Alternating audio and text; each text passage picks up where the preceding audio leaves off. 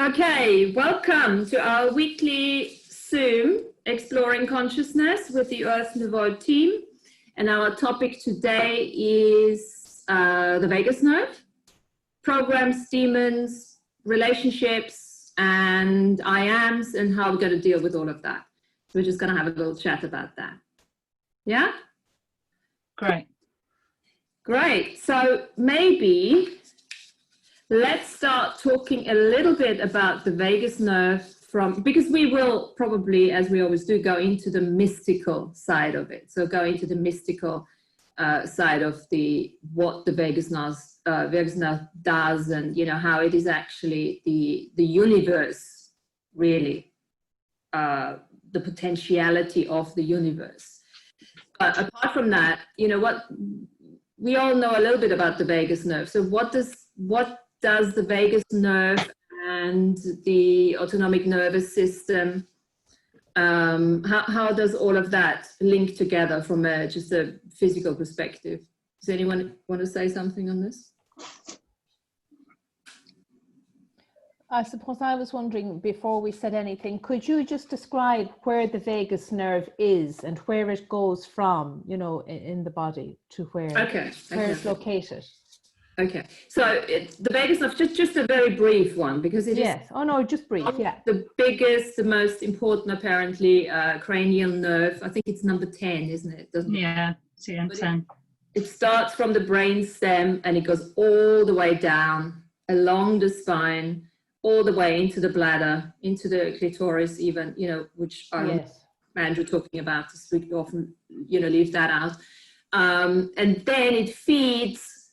Not laughing, Jilly. And then it feeds into all the organs.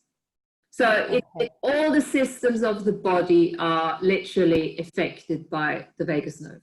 And the more the vagus nerve is in balance, the better it is for the homeostasis of the body. Okay.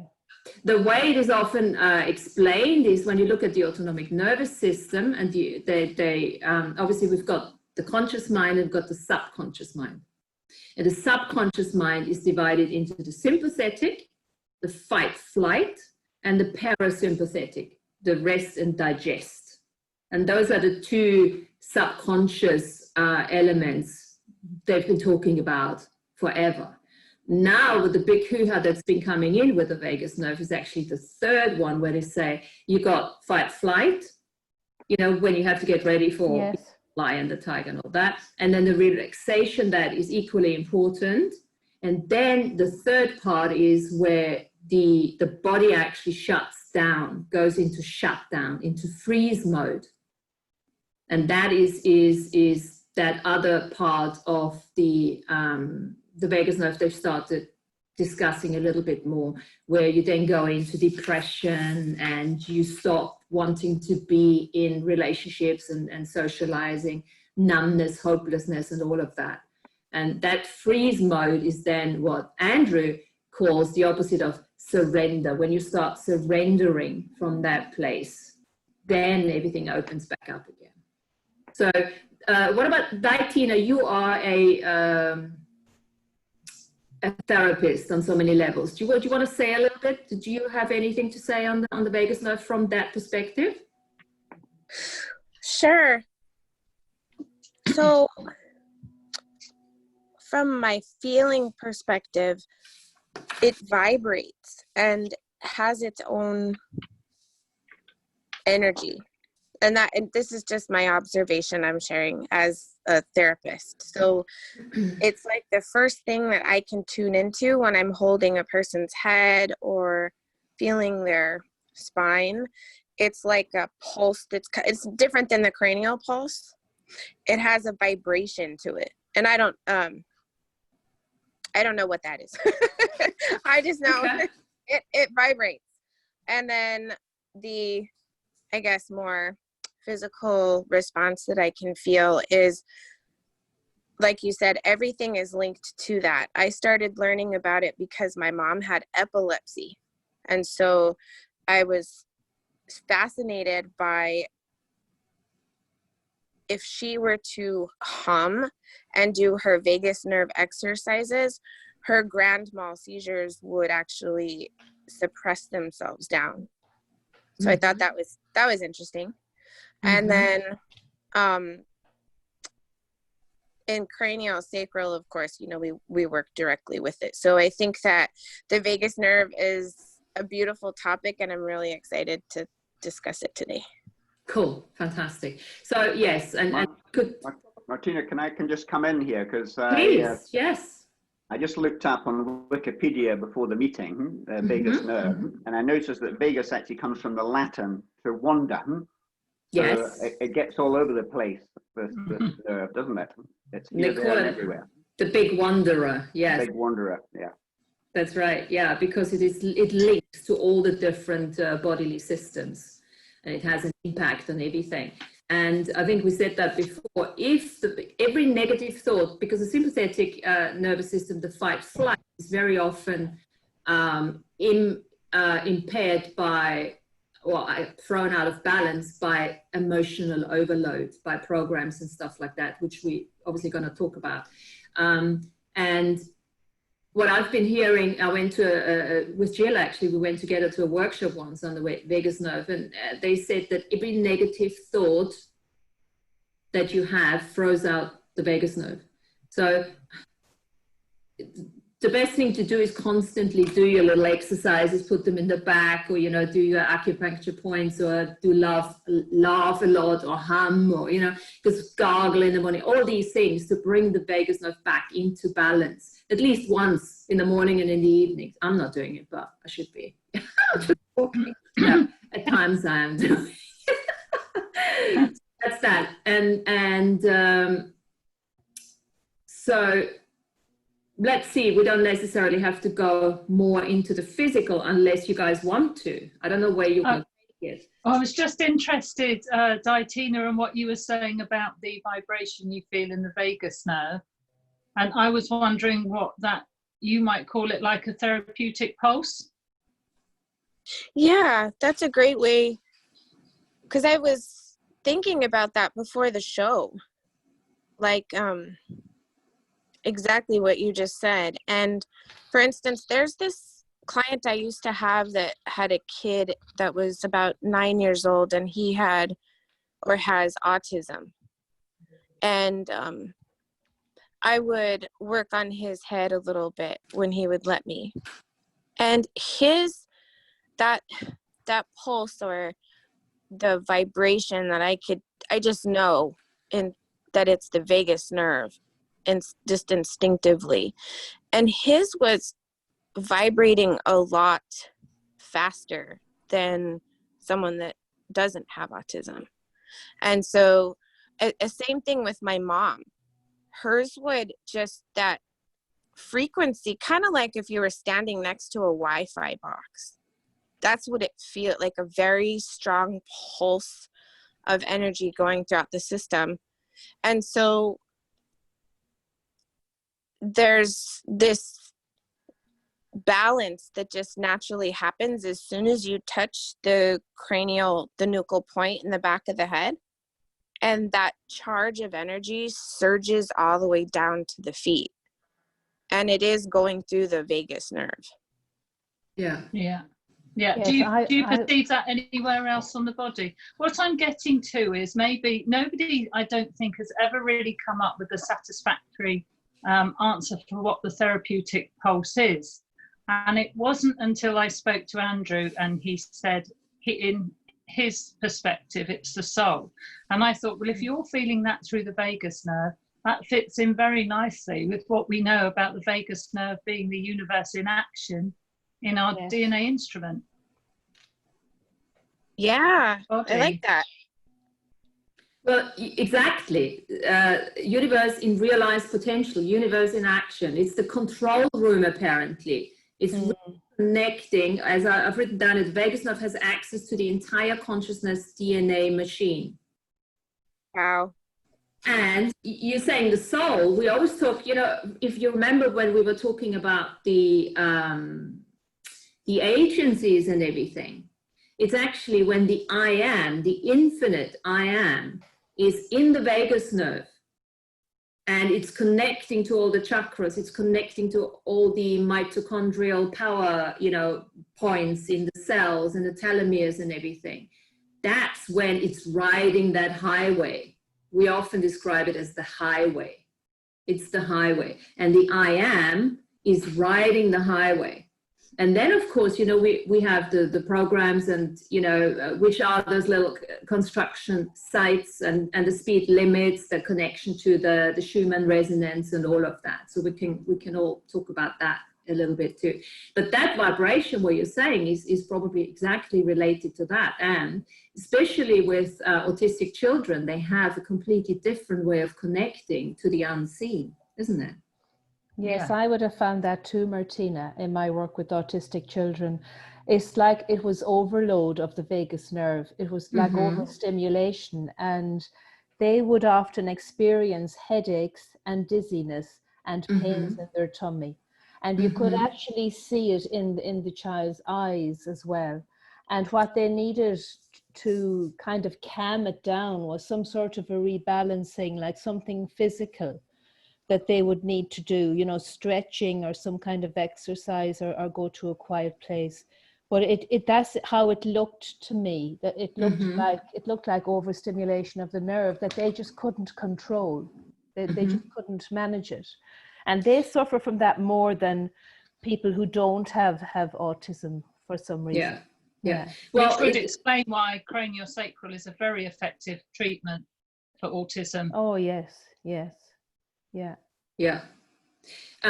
Well, we could probably attempt to make to give an idea why this happens, because autistic children, their perception filters are completely different. Yes. Much more open to perceiving without filters, really. So very often autistic children have a lot of entity perception. Yes. And it comes through headaches. So very often, when you have headaches, it's actually activity of entities and everything that's going on outside them. And because of the lack of the sovereign boundaries, that's why they're just sponges and pick it up. And then they obviously, they are so sensitive to all those energies. Yes. So we're saying they're much more multidimensional in many ways. Absolutely. Yes, they're more multidimensional, aware, but difficult to live here. It is difficult to be here and be that open multidimensionally. The rest of us probably are, but there's something about our boundaries around it that makes it easier for us to manifest here. It sounds to me like the vagus nerve is the mainframe connection point, where if you can imagine we're energetic beings in a physical experience, there has to be some place where the unseen, all the energetic world connects in, our soul, all of it. So it sounds like that's what it is. And I imagine with someone who has autism, they function more in the unseen world. So there's more of that soul energy coming out. But with an autistic child, they're not able to have the place of mind and the discipline to exercise or to take care of their bodies in the way that we can and know how beneficial it is. So I imagine all of that energy, and then the way they are with their bodies and their lifestyle, I imagine it would build up and build up and build up. Yeah. It's the vagus nerve that gives access to the specific skills. Right. And the more we are in the vagus nerve, with our I am presence, this is when we can access them more and more and more. And of course, with autistic children, autism and everything is made wrong. There's a wrongness in this reality about instead of seeing the strongness, in those kids. So they're being completely miseducated, and nobody sees really the strength and the capacities that these and over medicated as well. Yes, numbed down basically. Yeah. And it's interesting, although they could therefore be more open to entities because they haven't got the boundaries or barriers. When I put this to Andrea at one stage, he said they're actually very capable, most of them, of dealing with the entities themselves. I found very interesting. Yes, I remember Andrew saying that, and I remember him saying that actually they can sometimes be the person in an area or a community that's clearing entities actually on behalf of the community. Yeah. It's just the amount that's coming in, because it's almost like they are this bright light, this high frequency, that light emission that attracts the flies, and then it becomes an issue because it's overload. Overload. One experience that I had that was really cool was I was in a car park, and there was a lady walking with a very, very heavily, I don't know what word to use politically correct, disabled young man. He was incredibly, when making all of the noises and and I was listening to music in my ears, and it was sitar music, Indian sitar music. And as I walked past him, it must have sounded incoherent to everyone else, but he literally started to sing the music that was going on in my ears. And it was just me walking past him, and he got all the tones right, and no one else could know it. It was amazing. As I really thought, wow, he must have a total different perception than we do. Yeah. Great stuff. Good. So we want to talk about what? We want to talk about, Laura, you said you wanted to talk about programs related to... Yes, I'd like to know... kick it off first. How the programs really get into the vagus nerve in the first place. And I know part of that, and probably most of it, will be lack of our I am presence, because if your I am presence is as fully in as you can for your level of awareness, then other programs aren't going to be running you. But one thing I've noticed over the years is how many people are run by programs. I have been, and maybe I still am, run by some programs. So I'm interested in how they get in, where our lapses are. Maybe it's lapses in ceremony, in spiritual hygiene, in daily practices. I understand that. And once they're in, how can we recognize them? Because there's going to be many who aren't consciously aware enough to even realize that programs are running them. And once we do, how do we get rid of them? Yes. So that's something I'd just like to throw out there.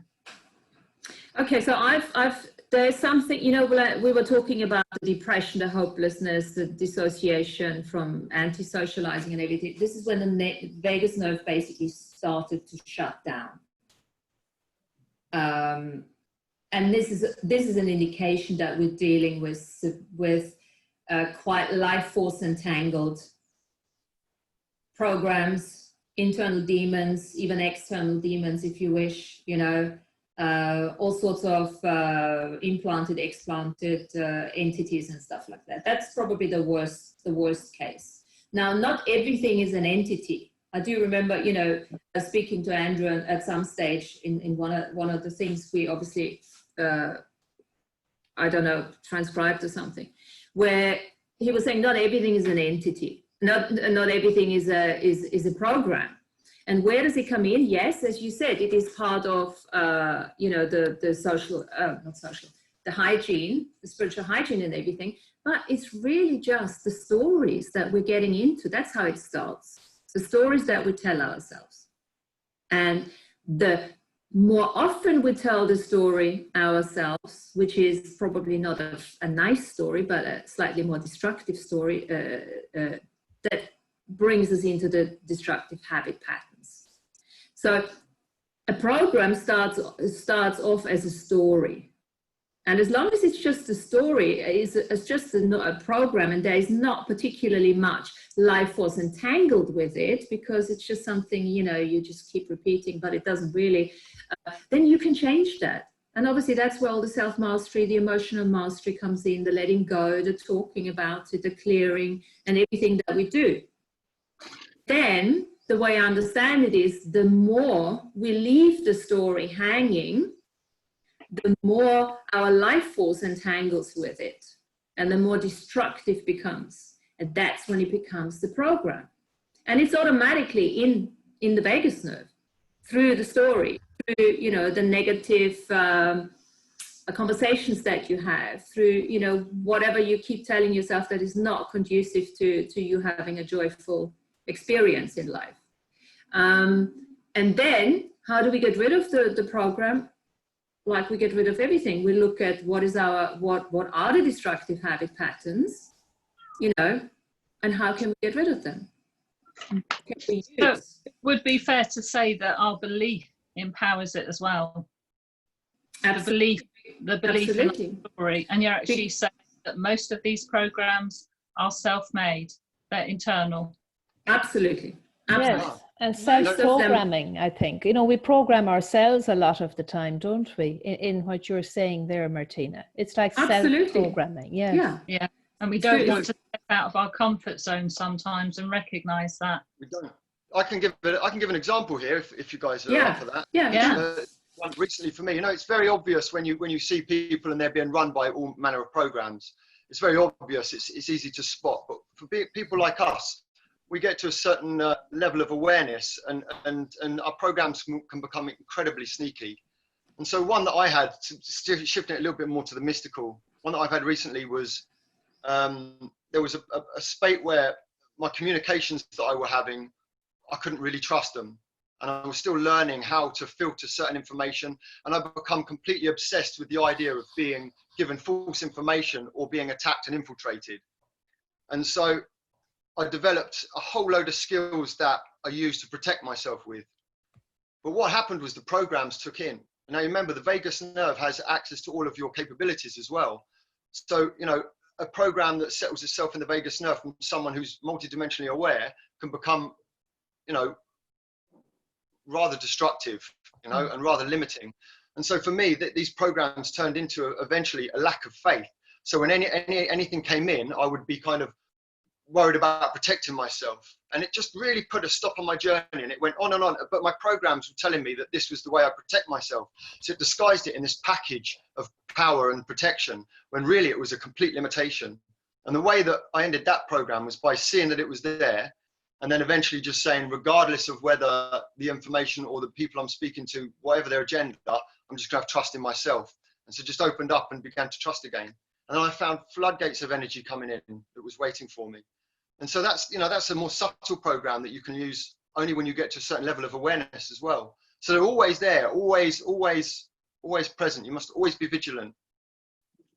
Yeah, but every time you connect to your authentic self, more of your authentic self comes in, or more of your I am present comes in. And we all know when we're saying something that's not authentic. I mean, really, don't we? We know there's something in us that says, you know, that's not true, or you know, that's not really you. Why are you saying it? Because I've been through that many times and thinking, that isn't really me. Why did I say that? And that was before I understood about programs, and then, you know, how to recognize them. Yeah.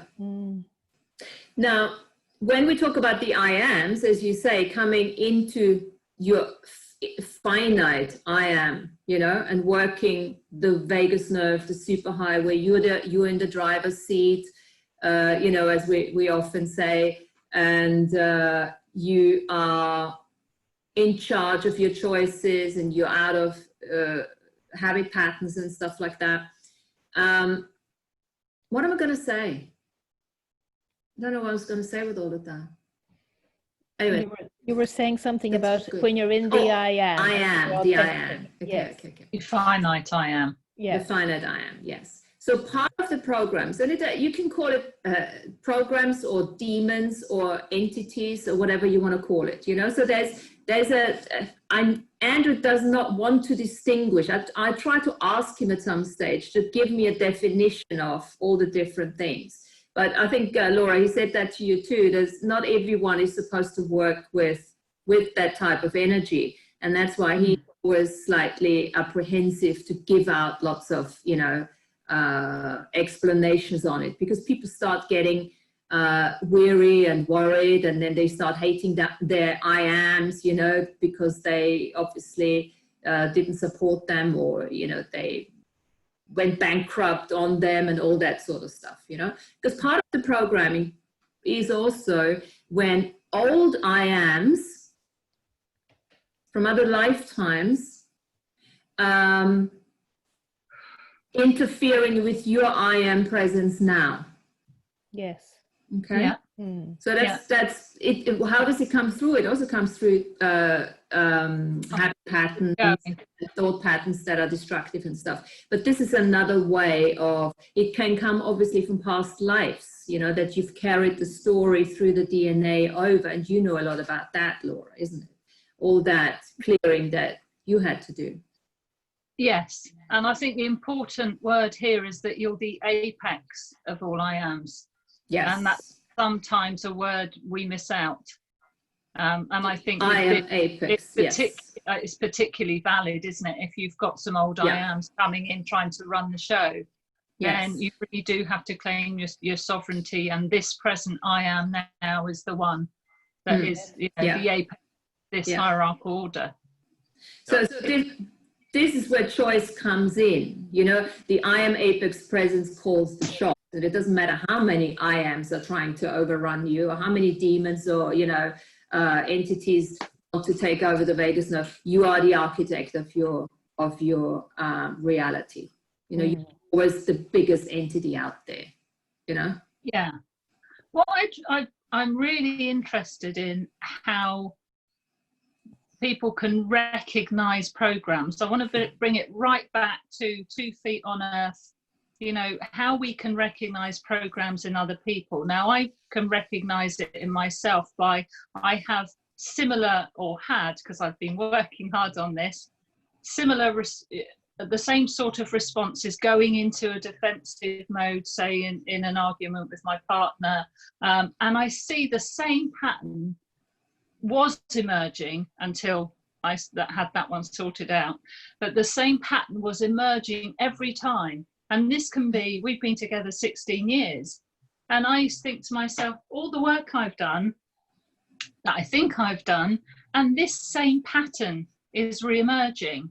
And I think Eckhart Tolle used to call it the pain body. So your pain body would come up and your partner's pain body would be there, and they're fighting away, and then they get all the energy they want, and then they die down for a while. And I did actually start to notice a pattern in that. I don't know if anybody else, do you recognize patterns in communication or patterns in reaction?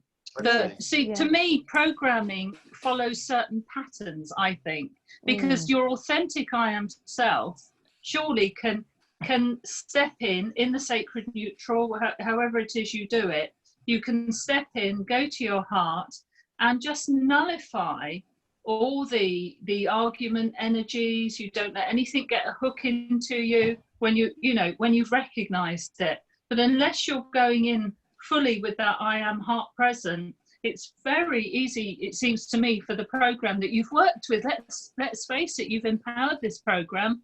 I did for years. In fact, I've been empowering this particular program since childhood, since I learned that I had to, one way to survive was through a manipulation. Yeah. And it was quite a hard thing to face up to, but once it's cleared, so much cleared for me. And Mary and Martina both know, what I'm talking about. Yeah. And what if, Laura, if that program shows its head again, you don't have to entangle with it. Exactly. And now I see it away for what it is because of the work we've all done. But I wonder if anybody else here recognizes, and maybe didn't recognize before, programs in their life, how they react to certain situations. Absolutely. And anything that caused drama. Anything, because I'm not a person of drama. I'm cool with everything, but I do notice where there would be times where people would be saying or doing things, and I'd be expecting, especially around the house, you know how it is. I'd be expecting something, and I look at it and I think, hang on a minute, what am I expecting that for, and why am I making excuses for myself? And you can see, if it brings drama, hesitation or doubt, then it's usually a program. Well, if it brings continuous drama and it really cracks your faith and brings that hesitation and doubt, then you can actually consider it to be a demon, because there is quite a bit of life force entangled with it, if you want to look at it from what is the difference in a way. So it's really how much are you entangling with it and how long are you carrying it with you. And if you call it a demon, lots of people get shit scared. So call it whatever you want, but just know it is the entanglement of the life force that makes it more or less difficult to get rid of it, Yes. Yeah. And I couldn't be with a person like that as well. There are so many young couples that you see, and all they do is argue, just constantly argue, and they can spend many years like that, many years. It's just program against program against program.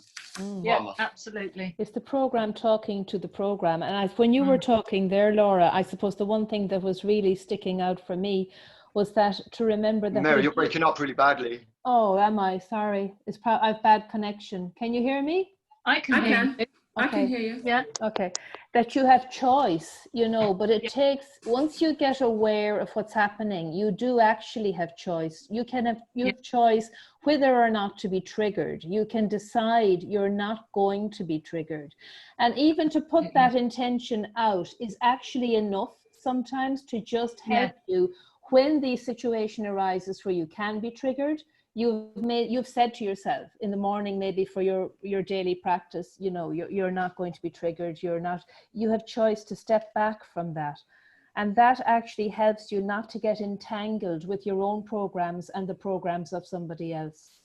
Absolutely. And I think a phrase Martina used recently is, you know, have you got back doors open to it?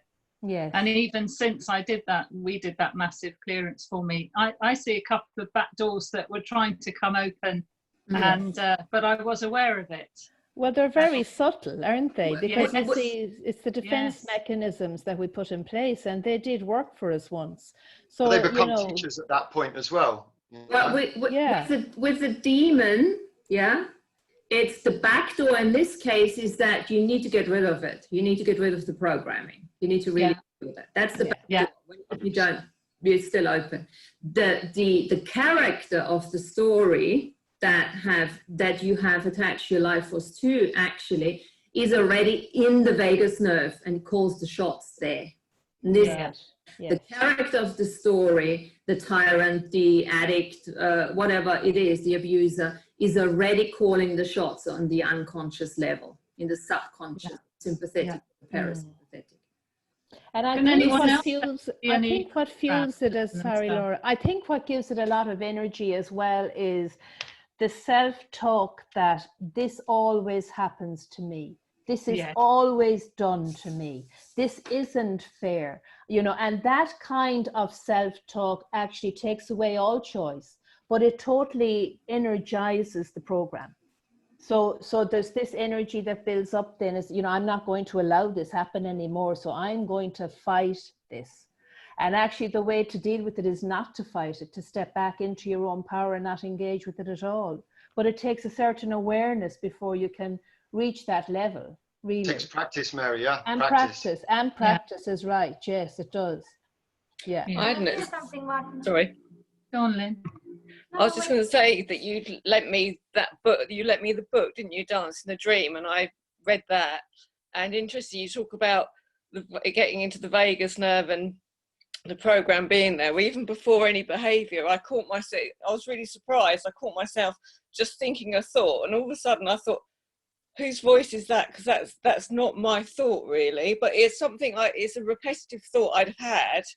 But actually, it helped me recognise that really it was counterproductive and it wasn't really a genuine thought that should belong to me. Yeah. That's the programs. So a great way, Andrea, just a second. Let me just say something to this and then we'll get to you.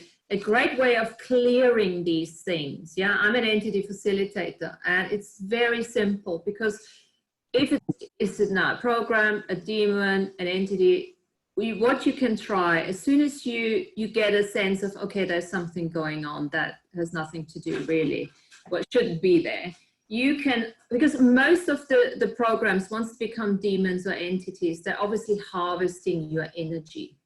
Okay, so there could be, if it's an external demon, for instance, very easy. It's not you don't have to be a wild child in order to contract an external demon. I mean, the kids going to school and coming home with masses of demons, you know, because they're picking it up everywhere. It's just an energy, okay? So don't go into fear in any of that. You are the I am apex being and always calls the shots. You are the biggest demon out there, yeah?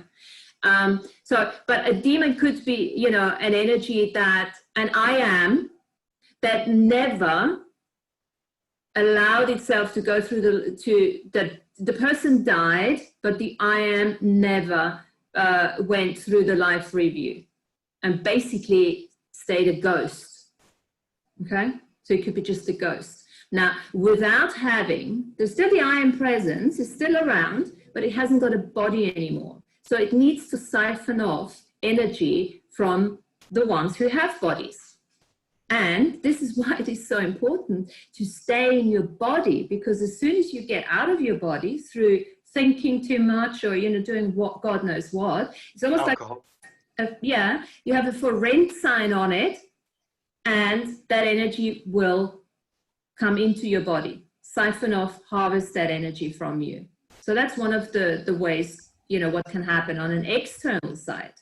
Yeah, so it's really, really important to stay present, to stay in touch, to stay on that superhighway, that vagus nerve, and to be connected to all your chakras, to be connected to you know, the mitochondria and all that stuff that we were talking about before. Being in the present moment.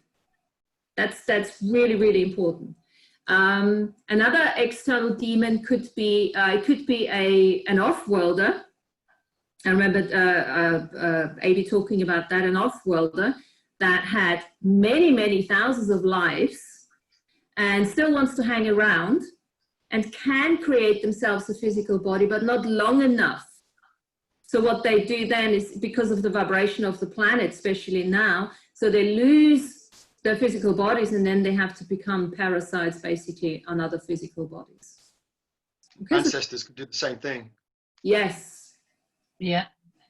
Yeah. So that's another element of that. So there's lots going on, you know, and none of it is scary, but it's good to know that shit, because, you know, and then in the show yesterday, and I've never heard that before, we were talking about the tongue being connected to the heart, and the vibration of you know, the tongue against the roof of the mouth, and the three different spaces in the roof of the mouth.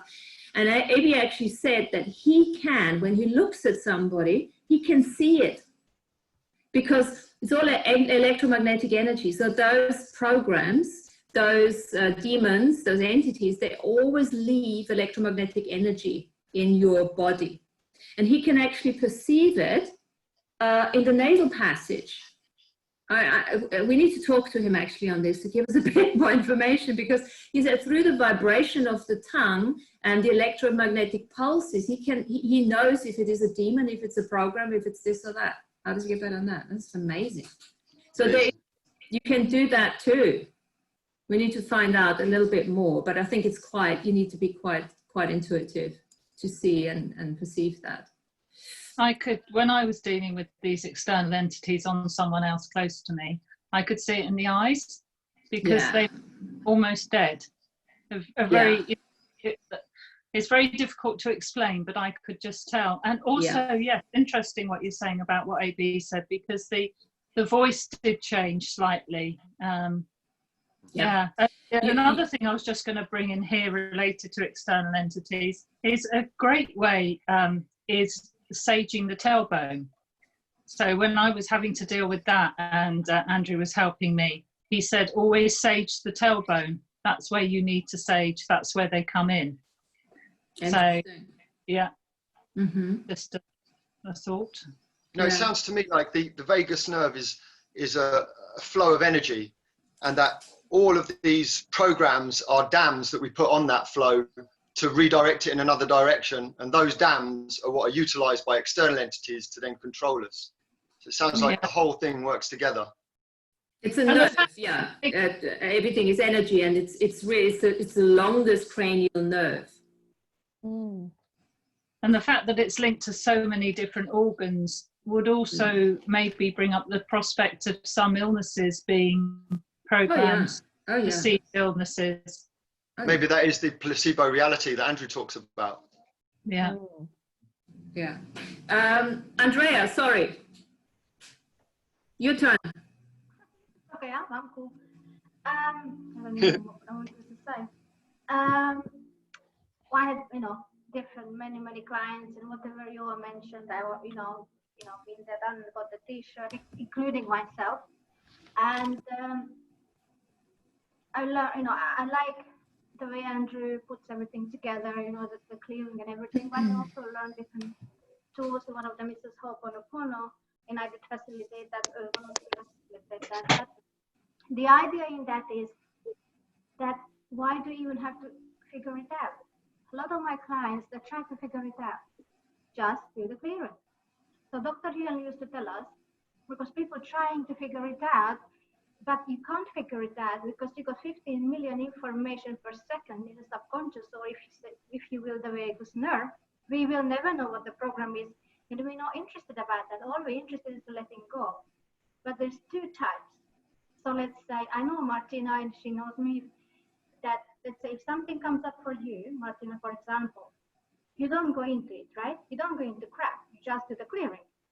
And a lot of people go into it. And that's when you're done, when you entangle with it. So when something comes up, yeah, obviously the vagus nerve not in balance, what I do now is put it on the side. So if I go into it, attach myself to it, then I'm done, because I will never know. Because what we do when something happens, we react to that. Yeah, that's what we already untangled. So trying to say the neutral observer, the only problem is when you're in the program, there is no neutral observer anymore. Indeed. So people try to do the cleaning in the shit. I'm sorry to say that, but in the shit. Yeah. So when I do the alchemy, or Laura does her therapies, or Mary, or you, Martin, or whatever, yeah, when I touch the body, I know the body is in half. Or, you know, Martina is doing your stuff, or Jill doing her massage, and I know massage people, and everything is mapped out in the body. So it's like, you know, when people, I say, okay, I'm going to clear this, but they're already in it. Yeah. And I try to, for them, it's hard to get out of it. And why? Yeah. I was the same. Yeah. Many. Actually, I'll tell you one thing now, Andrea, this is really good, because I forgot to actually give the clearing. Okay. So thanks for reminding me on this one. When you perceive a program, yeah, a ghost, a demon, whatever, there is a clearing. Yeah, because lots of those programs, they start creating their own consciousness, their own life force, and they actually don't even know that they don't have a body. Okay. So the first question to them would be, and they had probably a body before, not necessarily the program, but, you know, demons or ghosts in particular, you know. So you actually ask them, who are you? Just by, you know, we often say, if they can't give you a name, then you know you're dealing with something that you need to get rid of. But the question is, so who are you, or what are you? Okay, so very simple. You perceive the energy. You don't need to go into, is it a problem, is it this or that? Who are you, what are you? And then you ask the question, who or what have you been before that? Because they've had something before that. And then who have you been before that? You asked it a couple of times, and you just perceive what's happening with the energy. Who have you been before that? Who have you been before that, before that, before that, until the energy starts shifting slightly. And then you ask them, who are you going to be in the future? So you give them actually an understanding that they can get out. Yeah? So that's a very simple entity clearing you can use. Just saying, who are you, what are you, who have you been before that, and who or what are you going to be in the future? And then you say, you can go now. You don't have to scream at them. You know, sometimes, you know, if you've got a bit of an angry one, then you will probably raise your voice to be a bit more intense. But that's basically it. And then what I would always do is you clear the electromagnetic imprinting that they have left in your body, in your reality. And you say, you know, don't come back to this reality. Don't come back to this body. Are there any programs that are at all beneficial? I mean, you know how you drive somewhere and you get to where you're going to and you can't remember driving there. So you can't remember your journey because you're so deep in thought or whatever. So is that that's a body program taking over? That would be out of body, I think. It would be a habit. when you're just not in your body, you know, you allow yourself to just go into autopilot. Yeah, so it's a form of autopilot, isn't it? Yeah. But that's just one of those where you just, once you recognize that, you just get yourself back in. But there is a thing, when we were talking about the vagus nerve as a highway, and with all the agencies, when we were talking about the speed limits and the construction sites, and often the construction sites that we build in awareness or in unawareness are not necessarily bad, you know.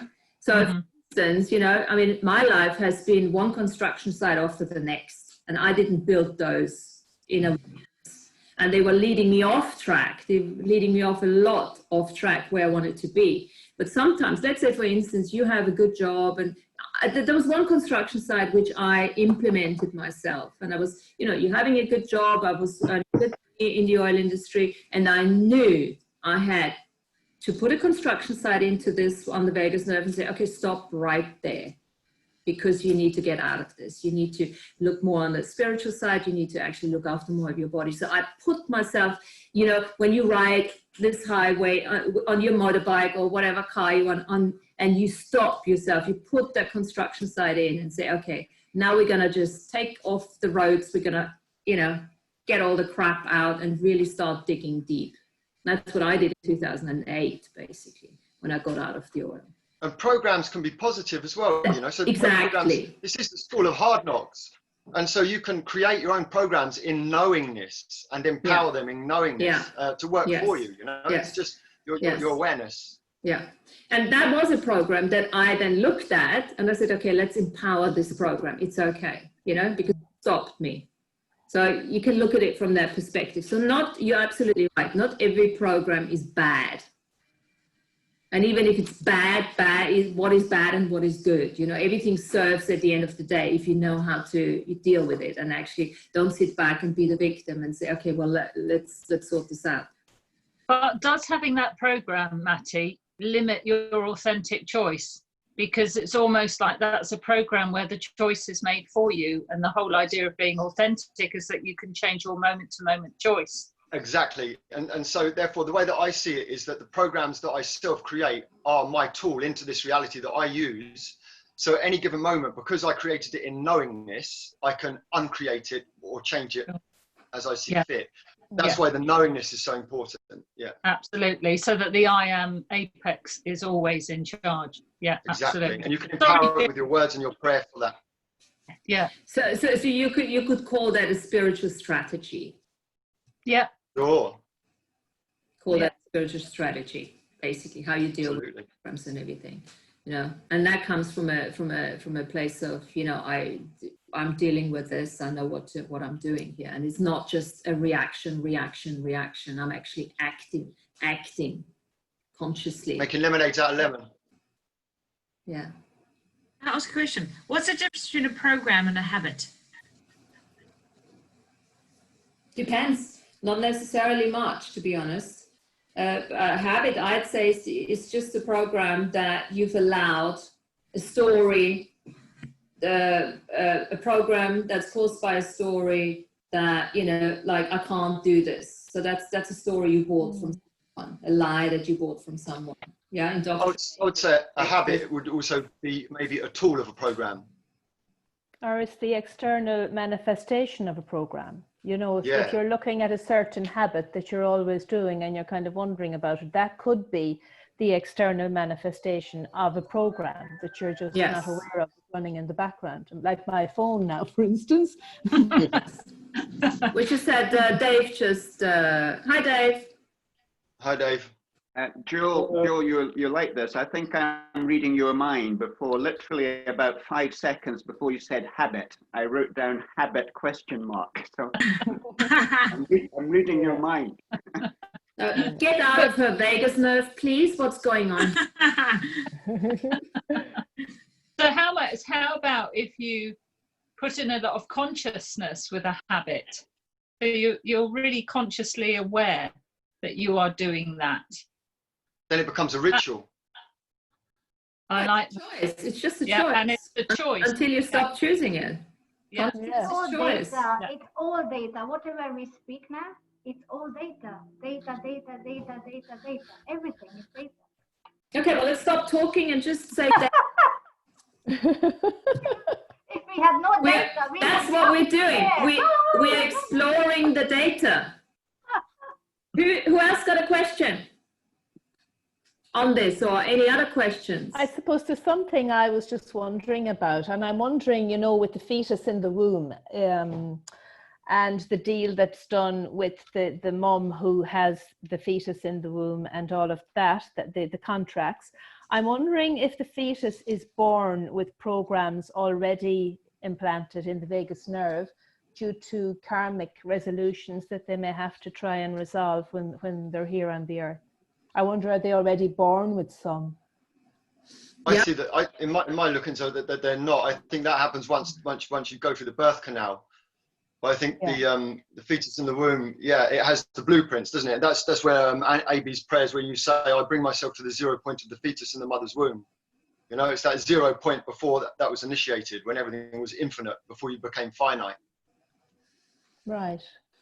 That's the way I see it. I might be wrong. Okay, I don't know. I'm just wondering. Well, the contracts are part of the karmic retribution, you know, so they do come in with that. Yes, they do. Potentials, aren't they? Potentials. Potentials, yes, infinite possibilities there. And it's the baby, the fetus does already pick up the programming in the womb, not just through the, you know, through the birthing canal. Right. Yeah. Okay. Picking that up inside the womb, you know. It just doesn't, it's only by the age of 2 they come fully into the vagus nerve, apparently. Okay. And this is when they then start, you know, they're dealing with the programs then, and that's just then, you know, I think they start, you know, around puberty, they can start then firing certain agencies that are, you know, obviously connected to programs and stuff like that. Yeah, they can start to kick them out, yeah. Yeah, yeah. Yeah.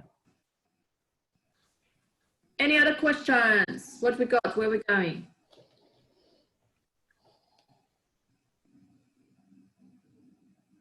Dave. Can you hear us? Yes. How are you doing? I'm kind of eating lunch and taking a break from work. Right. What colors are you wearing? Sorry? I heard yesterday about the colors with you and Andrew. Mm-hmm. Couch, your shirt or something? Yep. Yep. What color am I wearing? Well, that's an easy one. I made it easy for you. Orange. Orange. Yeah, yeah. Okay. So no questions there? I suppose I'm just thinking in terms of the vagus nerve, Martina, what it actually looks like. And it almost looks like a tree kind of upside down to me in the way that it branches off into everything. So it's almost like our internal tree of life, really, that it's giving us life. And it's bringing the light into the organs, and the light being the knowledge and the awareness and the consciousness. So that's, I suppose, in terms of its powerful position, then it's no wonder that it's targeted, because that's the place to hit, isn't it, with the programs, the place that's actually feeding us that consciousness. Yeah. Well, as it houses the I am, houses the consciousness. The I am is connected to the consciousness, and then everything outside of that is what I now call the signature frequencies, basically the vibration, the harmony, and the frequency. Something that I think is interesting as well is that it just goes down. You know, like with the cranial nerves or the dura tube and all of that, it's flowing, it's going down and up. But the vagus nerve is just poof. There you go. And then that energy just transmutes and transfers into other things. Yes.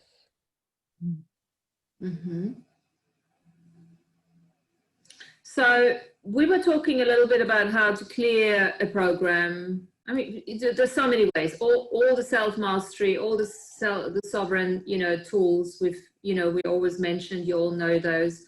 But you know, that clearing I put in earlier on is specifically for a program, an entity, a bit of a, you know, sort of more involved in your consciousness, in your life force. So we're just asking, do we have any other tools that we're gonna? I'd like to speak about this.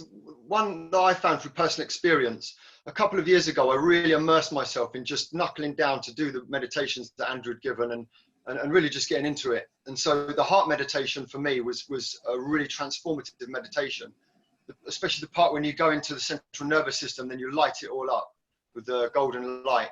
And that part of the meditation, you hold that visualization for a lot longer than the other ones. And once I've been practicing that for about a year, there was an instance when I was in a pub with my family, and it was like one of these family pubs, and some child popped a balloon, and it was a really loud bang. And I was standing at the bar, and everybody jumped apart from me. And that was when I first realized the power of even just not even being specific, but just firing up the central nervous system with the golden light, just those visualizations, you know, not even being so specific, but just that constant attention to it and the visualization through the meditations, incredibly powerful. The heart meditation is just such a wonderful place to start when dealing with anything to the central nervous system. Yeah. And then another one? Yeah, I had a clearing where I was standing, we'll say, on the planet, and I visualized a golden tube coming up from the center of the planet. You and Laura would be aware of this one, Martina, actually, when I had this one. And that going up through my spine and connecting right up into the cosmos and into the sun, and then me taking down the energy from the cosmos and the sun right down into that golden tube and flushing down out through the spine, and that flushes out the vagus nerve. Powerful. Yeah. And you can do that several times with the intention of flushing it out and clearing what isn't for your highest good. And you really don't need to do any more than that, because I think we need to just trust that once we do that and we put that intention out, it's enough. I always thought I had to work so hard to clear everything. And I probably didn't clear anything because I had to work so hard to do it. So it's reaching. Sorry, Laura, go on.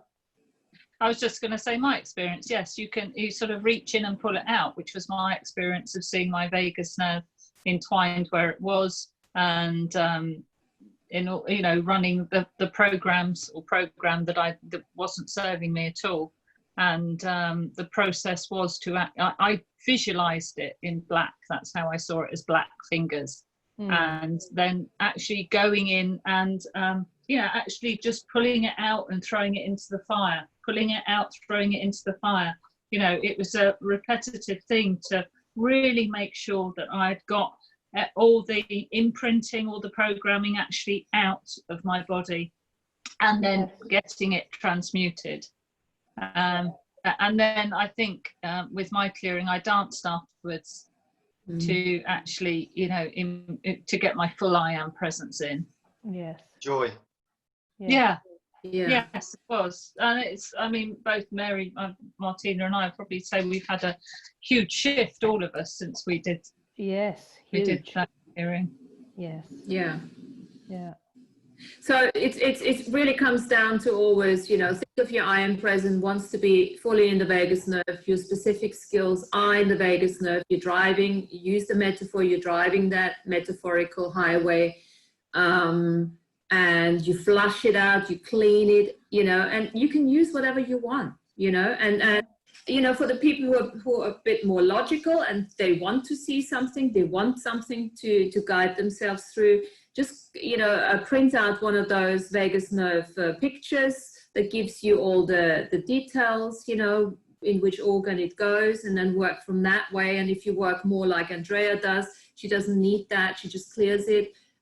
That's good too. So just choose what works for you, and anything that keeps your intention and attention on it, and obviously we already, with vagus nerve, we talked about this, I think last time we spoke on the physical side, There's so many things we can do on a daily basis, you know, like the gargling, like the vagus nerve meditation, you know, bringing the fingers in the back, you know, and moving the eyes from one side to the other.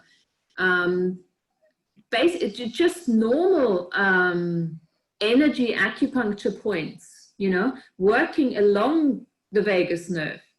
I haven't got it here now, but it's, think of toxicity, think of programs as toxicity as such. It's all energy, so toxic energy. So think of what is elimination. What are the elimination organs? We've got the lungs, we've got the lymphs, we've got the skin, we've got obviously the colon. What else we've got, which is an elimination? The bladder.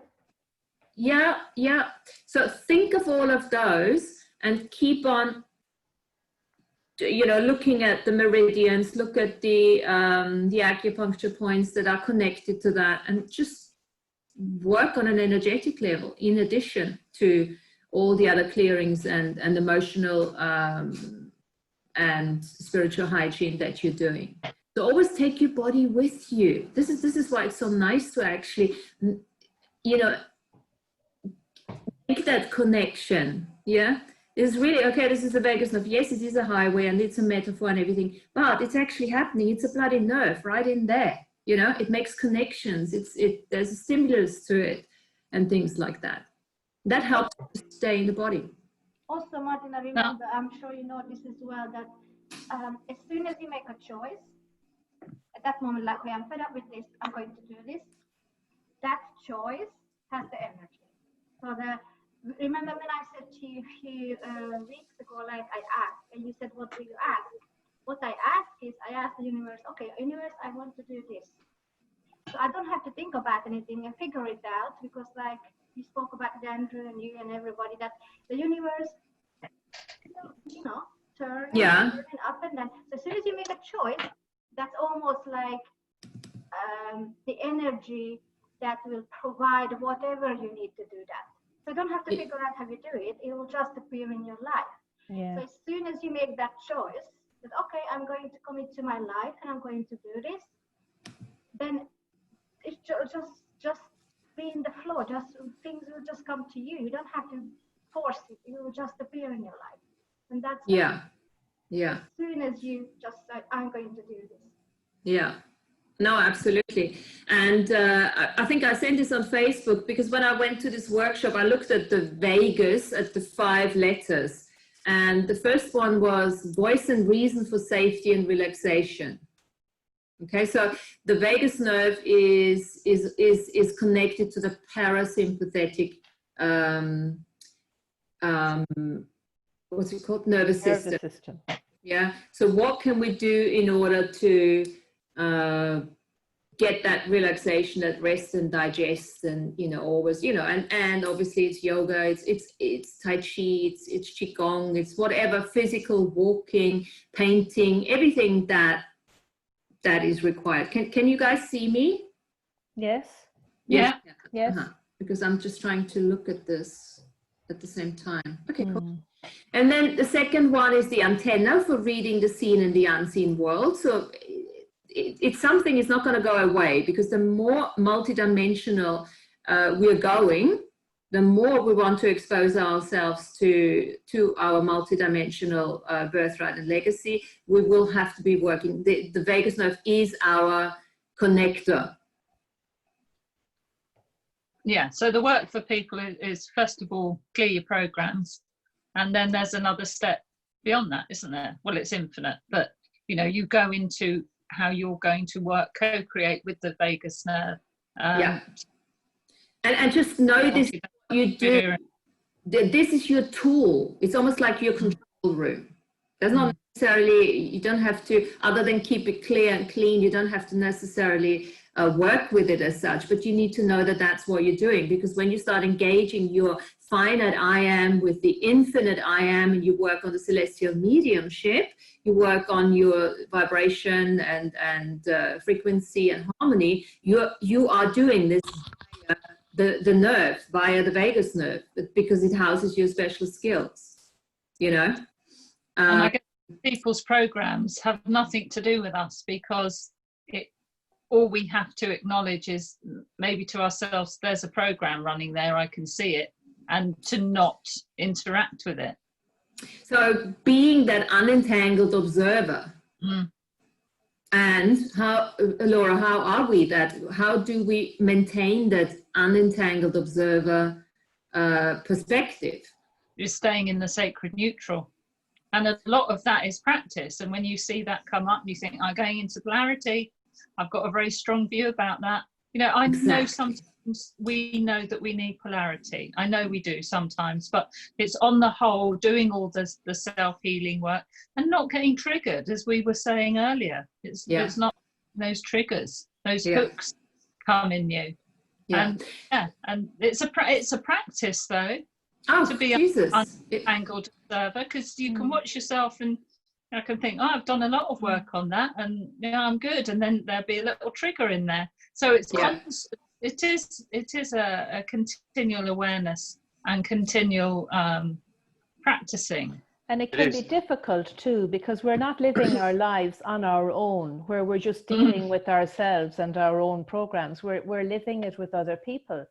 And, you know, it is difficult because we're invested in certain relationships and we want to keep them.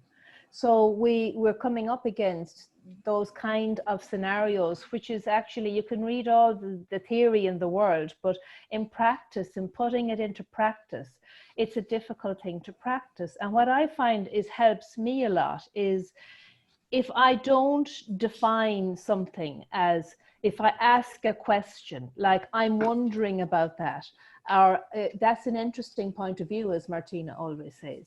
But if you're always wondering and you're not sort of laying anything on the line, it leaves it much more fluid.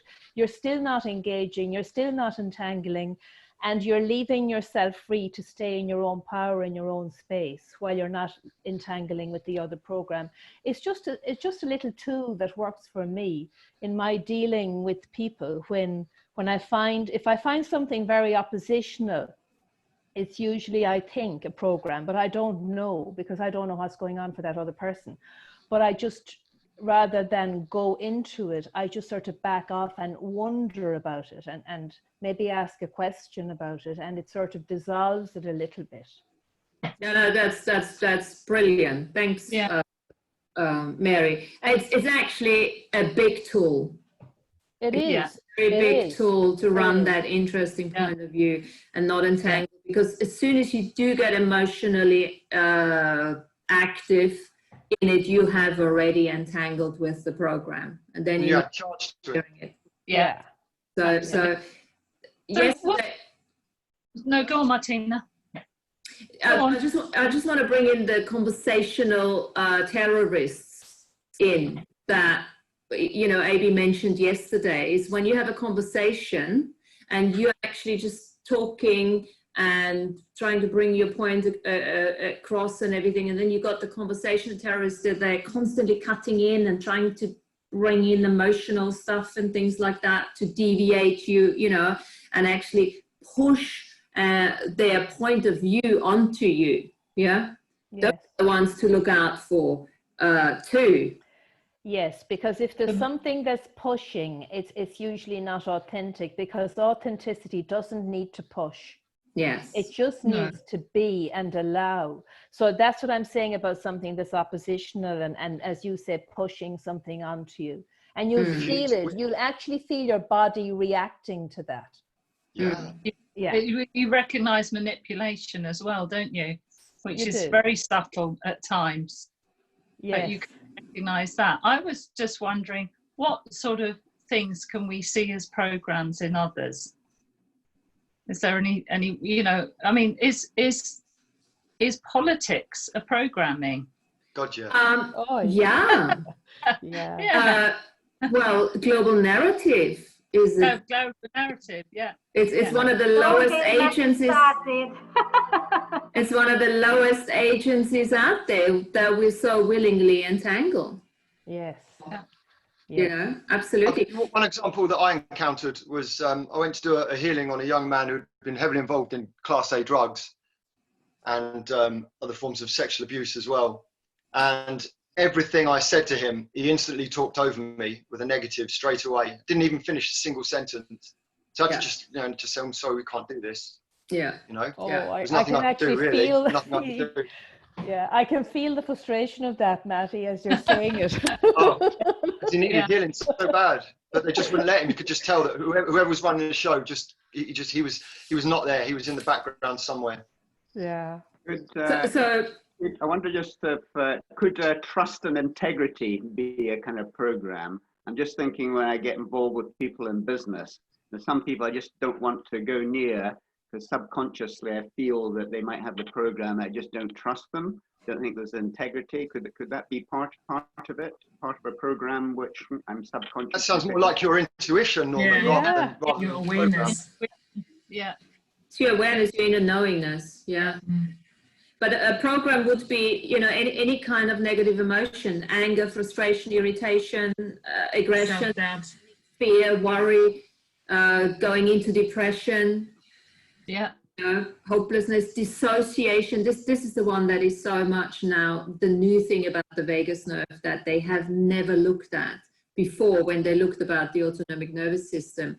I think it's the dorsal aspect of the vagus nerve which is affected, where the body shuts down from not the upper chakras but down to where people go into dissociation. So I think the question was, when do we know there's a program? When people really distance themselves, but from a place of, like they can't deal with, not from a choice place, but from a place of they just cannot deal with people, because constantly get thrown into action and reaction rather. And also when you hear people have certain viewpoints that come from, if you've ever worked in a workplace where everybody reads the morning paper and then everybody's got an emotional opinion about what's been written in the newspaper, sometimes people just run on just those kind of programs, just anything that's in the narrative. Yeah. You can tell if someone's heavily, deeply emotionally attached to the narrative, that's most definitely programs and things. Yeah. And I suppose you could say the need to be right is a program. Oh, absolutely. An agenda. I always know if somebody's trying to win against me in a conversation, that's programmed, and that I'm not going to entangle with that at all. That's an agenda. Competition, hierarchy, all of that. Yeah. Defensiveness. Absolutely. Yeah. And again, it's all part of a story that they either picked up from someone and they bought at theirs, and they've never really looked at, and then the story just became overwhelming and overextended. Life was got, attached to it too much. And the I Am Apex presence can very much clear all of that. And what about acting like your parents? Oh, they are. Oh, do you mean role playing? What do you mean? Some of the biggest programs I see are where people act like their mother or father, and they're some of the most destructive programs that they recognise within themselves, that the destructive things their parents did to them, and they repeat that even in knowing this. Why am I doing this over and over again? That's one I see a lot. Yeah. That's very much a biomimetic mimicry, where they're just picking up that. But you know what? Easy that is. I do remember when I go to Austria and I spend more than a week there, it's almost like you start walking like them, you start talking like them. It's so quickly because of the empathy of the body. It's so interesting how you quickly pick this biomimetic and biomimetric mimicry up. Yeah, and we're corded to our parents, don't forget that we are corded to our parents energetically, which gives them a line in, if you like. Yeah. What other people don't have it. So it's, you're kind of soaking that up in the culture of being brought up with your parents. You're taking in their attitudes and their beliefs and that whole culture. You see it in family groups, which they'll all have that kind of belief system and way of being in the world inherited, just simply because how could you not when you're brought up in that energy all the time? Well, also in the DNA, I'm guessing, in the DNA, and also how does ancestral karma fit into that? How much karmic retribution you've done, how much. Are you on your dharmic path? Absolutely. And it's also the S of the vagus, which I put down as social engagement, as we are hardwired to connect. Yes, exactly. Hardwired to connect, isn't it?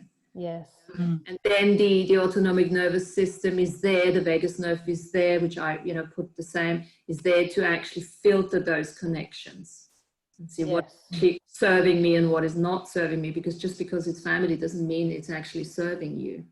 No. In fact, most of the time it probably isn't. Exactly.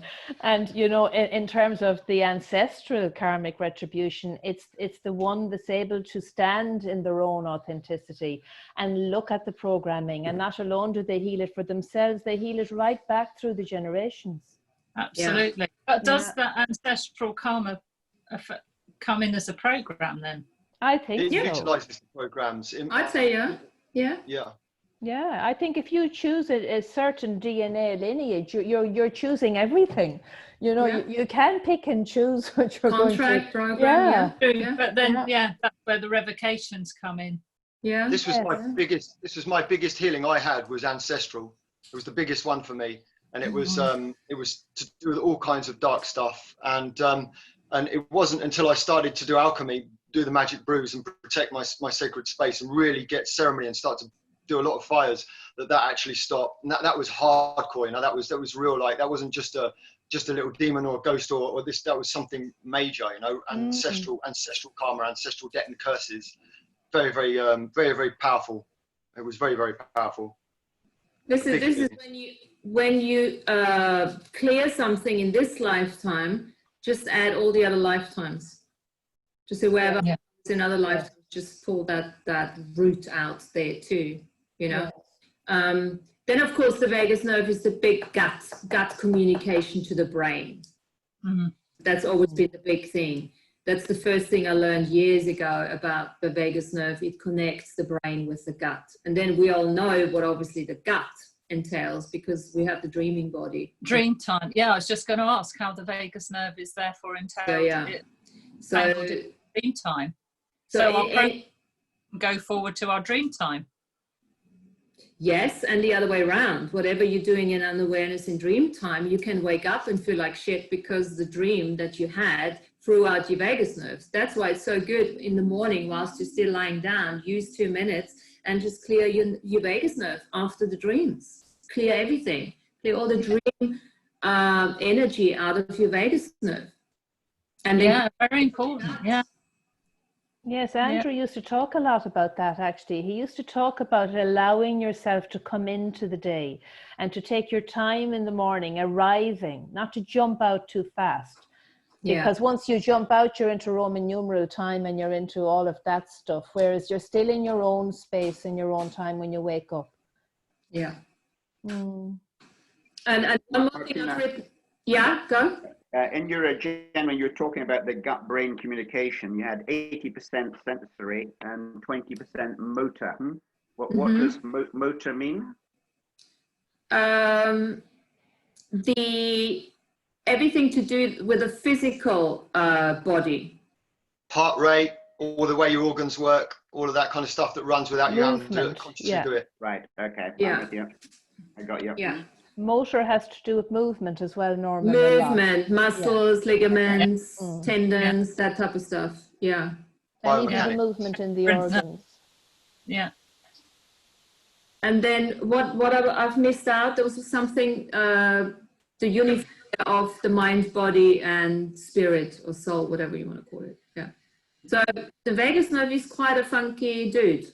It is. Can I just, this is not really on the mystical side, but on the other side of where we are now, it's also a huge factor on your immune system. Yes. Thank you. Now with the virus. So if we can keep our immune system strong through good vagal tones, but so all these people, sort of going a bit off topic, sorry. So all these people with the situation we now and all the people that are crossing over now that don't have a strong immune system, how did that connect to their bigger picture life, sort of with their karma and with their contracts and with all of that? Do you know, Andrew has spoken about this, and he says, where it comes to the coronavirus, you can't linearly understand or put any sort of common sense to why people are going, but that it's an act of a vehicle of karmic retribution. Yes, because so everybody responds differently. Conscious mind. You can't say this is why they're being taken, this person, that obviously for this reason. You can't work it out that way. No. So I guess it's just for us to keep our immune system, our vagal nerve clear, to have a strong immune system. So, and your gut as well, and your gut. Same thing. Gut cleanliness is one of the biggest things, obviously. You know, now that's where it really opens up to not just colonics, but you know, everything along those lines. And I think the one thing which is particularly important now, and actually reminded to myself, work with your dream time societies again, and actually really look at all the dream. There's so many dream revocations, you know, he's put out, and really clear all your dreaming energy from the many, many years before, you know. There's so much old dream energy from nightmares that you might have had at the age of 7 or something. That's all those open portals. Those open portals. Sorry. Well, I was going to say, once you begin to do that, because once I started doing that process sort of, you know, semi-regularly, then it became intuitive. So there are times now where I'll go into a dream space and, you know, you think you're in a good dream space, and then something changes, and the moment you get afraid, you wake up. And in that moment, I can, you know, you just literally, I manifest the, you know, like a screen, the dream world, and then smash it to pieces with a hammer. You know, you've heard Andrew do this live, you know, and it's an incredible tool, the dream worlds. And another one as well, Martina, is I think another important factor to think about at the moment is our food. And you can imagine the kind of energy, because all things take in energy, and you can imagine the apprehension and some of the fear amongst the people that are transporting food, picking food. You know, there may be a lot of fear energy in your food at the moment. So it's definitely imperative that you have some sort of a clearing ritual for all of the food and anything that goes into your body. Anything that goes into your body, it must be cleared of energy first. Sorry, I've got another question. So can you just be more specific on how you clear the old dreams out of your dream space? Just you're using a revocation. You use the format of the revocation, and you just add a couple of words along those lines. You know, as you go, I am, you know, Jilly Willy, you know, this I am presence of the la la la. As I go into my dream time, and as I come out, I clear all the residual, you know, geez, blah blah. You know, I don't have it. Not. Can I tell you how I do it, Martina? Yes, please. So what I do is I just imagine, whenever I do clearings, I imagine myself like I'm in space and sitting in front of the galactic central sun. It's kind of like a space that I project myself into. So it's simply a matter of visualization for me. So I just go into visualization. So I'm not really seeing it like a screen or anything. It's all just in my mind. And I bring up, and so I use my words to bring up any dream spaces that are blah, blah, blah, blah, and whatever words you want to wake up. And I see them like files on a computer. And so I can compress these files, and then I take all the files and, you know, by saying what I say, and move them into different orders, and then I just crush them and send them into the galactic central sun. And so then I re-establish a dream world, and I bring it up like a file, imagine it in my mind like a computer file, and I put the aurora borealis into it, and then I lock that into my dream body. Or just as if you imagine like in a hologram, you know, but you just make it up with your mind. That's the way I do it. I mean, there are many different ways, but that's how I clear my dreams. Yeah, you can do it. Yeah. You know, any type of meditation. You've done so many different meditations. Anything that works for you. I did write a Dreamtime revocation where I, you know, just drew everything that I've heard and transcribed together. And I have added that. So if you guys want, we can put it on the Earth Nouveau. Yeah, that'd be great. Yeah. You just download it from there, and you do you record it and listen to it before you go to sleep and stuff. And I think go on. One of the important things, Jill, about Dreamtime is you want to connect to your good, true and beautiful ancestors. So you want to connect to those ancestors in the Aurora Borealis. And a great one is also to face west as you go to sleep and visualize the Aurora Borealis and ask maybe for a soul family reunion. But that's who you want to share your dream time with, is your ancestors, soul family.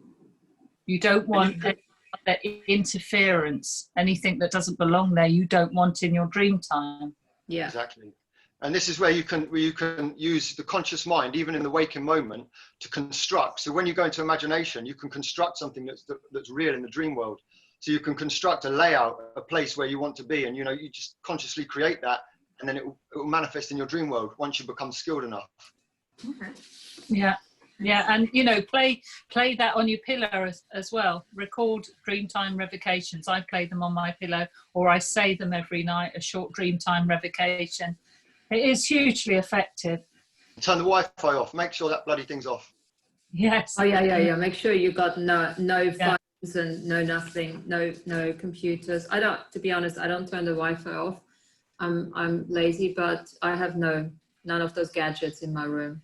I've got 2 cats. And they usually sleep on my pillow. It's like, yes, whatever you need. They are spiritual ninjas, aren't they? I know. Yeah. Have we got any other questions? Linda, Daitina, Andrea? Yeah. How do you clear your food? Is that the same thing? You just do like a blessing or just... Yeah, we can put up a food revocation for you. For example, I think I've said before, Lynn, if I have my juice in the morning, I take it out under the sun and I'll just say, thank you for all the nutrients, for all the goodness you're bringing into my body. And I share with you my Akashic records. So there's an exchange there, because you want that when it comes into your body. Yes, it will be living through you. So you're sharing your Akashic record. That's your gift. And its gift to you is it's given up its life, as it were. I don't know whether it's given up its sentience, but it's been pulled out the ground, even if it's a vegetable that you're taking. I have something like celery and cucumber in the morning, but I thank that, so that everything I get out of it will be co-created with all the goodness. And I have particular words where I say, together we will go forward and co-create the energies of the 5th world of peace by sharing of our life force. But you can do that statement over meals, over the food you're preparing, the groceries when they come in, whatever form does it for you. Because every time you do it, it's another energetic layer. If you want to be, a grade A student, you do it on the food that comes when you've bought it, you're shopping and you bring it home. And then when you take it out and you're chopping up the onion, you can talk over that. And when you're stirring your food, there's so many layers that are very empowering, which is, what I started to do with the wine. So I was doing a whole week's worth of revocation on a bottle of wine every day, paying 2 hours of revocation to it. And I had half a bottle of wine, no hangover, and nothing, no bad. And I don't drink alcohol very often, but all it did was open dream portals for me.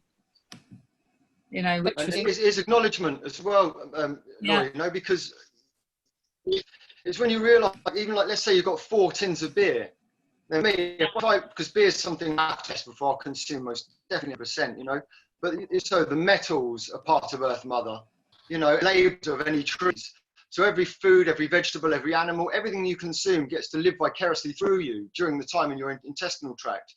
So for me, that's a big part of it, is to welcome the beings in, acknowledge them as living beings, remove any negative energy, and then put a little bit of prayer energy in. Doesn't even have to take long, but once you've done that, you've completely transmuted it. And that can be the earrings, your clothes, anything that comes into the house. You acknowledge that it all comes from the mother. Even plastic is the cranial sacral fluid, Yeah. Well, I'll just share something quickly which amazed me. In my dowsing, I've learned to do pendulum dowsing as well, and we have a little chart, biometer, which shows the frequency, and it's graded. White bread would be maybe cancerous, is how they list it. I don't want you to read anything into that, but I took my wine before I'd done the revocations over it, and then afterwards, and it had shifted by several notches up the frequency scale into a higher vibration. Wow. Simply through doing a week's worth of revocation on it. So it shows you how powerful that is, just words. Yeah. I've got my bottle. I'm going to open it after this. I've been working on it for some time now. Well, I got a horse on it. Huh? I think you've earned it. Yeah. So yeah, and just play with it. Have some fun. The main thing is that you have some fun with it. You're joyful. You know? Joy. And use your own words. It doesn't really matter which words.